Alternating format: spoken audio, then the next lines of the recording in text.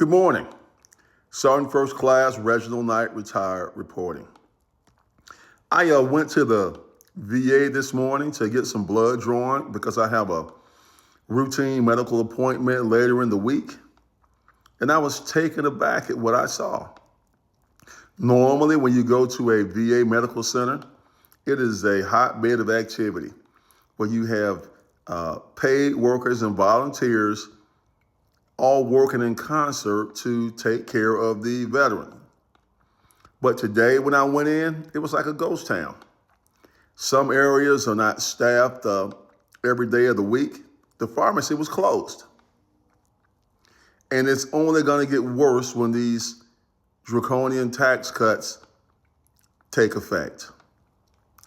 The thing that I thought about the most is right now, about 2,000 miles away from Miami, there is an entire aircraft carrier battle group arrayed off the coast of Venezuela, waiting for the go order to begin land operations. I don't care how efficient you are as a fighting force. When you go into another's country intending to do harm to their citizens, you're going to have casualties. And my thought was, they're having trouble right now meeting the demand of the literally millions of veterans who have served this country honorably and expect and deserve the best medical care that the country can afford or muster. And now we're adding more to the rolls unnecessarily. To me, people like Donald Trump, who has never borne the battle, who has been to military school but has never been to the military, have no idea how much this is going to cost the nation. Because after the last bullet is fired, there's still a hell of a toll.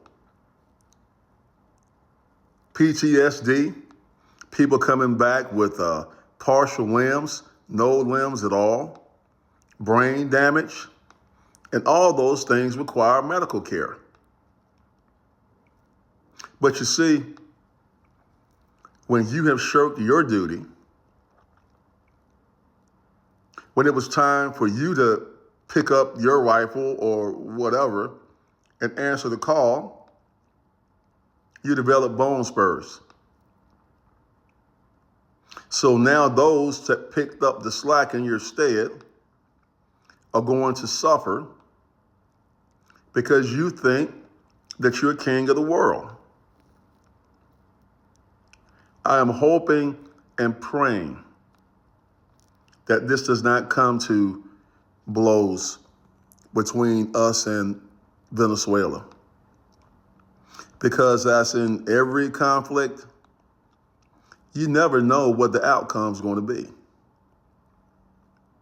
And I suspect in all that jungle terrain and heat and thousands of volunteers already called up to repel American invaders,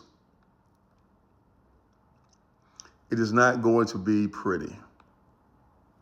Last thing, this entire administration has always talked about what they could afford and what they couldn't. I don't think any economist would disagree with me that the most expensive thing that a country can do is wage wars and keep millions of men and women in uniform.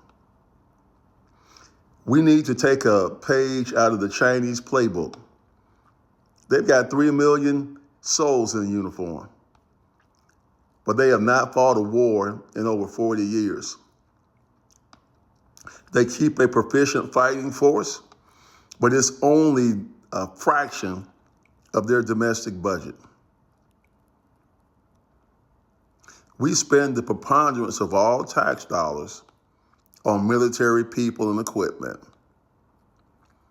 And with $27 trillion in the hole, it's time for us to do something different from 2026 and beyond. Sergeant First Class Reginald Knight, retired, reporting. Have a good day.